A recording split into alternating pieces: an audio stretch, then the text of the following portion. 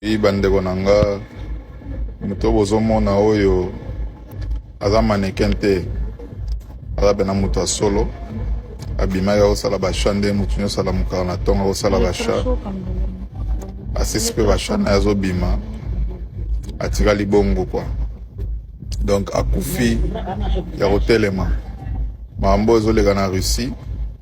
Donc papa oyo akende kosala bacompre na ye basha na ye na magasin na kobima na ye mbala mo bato asutuki akangami kaka bongo.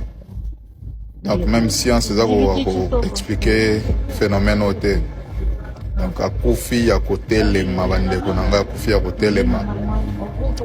Donc il faut kozala toujours prêt parce que nde toza boye totambolaka na liwa mokolo ekozwa biso eyebani te soki ekozwela o wapi soki ekutela o wapi ozala place nini parce que totambola na liwa na nzoto ndeko ayeba etaka kokufa ya kotelema mosusu alakaki mwasi na ye alakaki bana na ye mosusu alingaka asala surprise na mwasi nde to na bana na ye to akenda kosumba biloko mpo na ye moko kolata mais esuki boye ndeko tamboli na yo nde totambolaka tobongisi tobongisaka mikolo ya jour na biso nde totambolaka tala civière eye wana baye na civière mpona bamema ye bakende na morgue.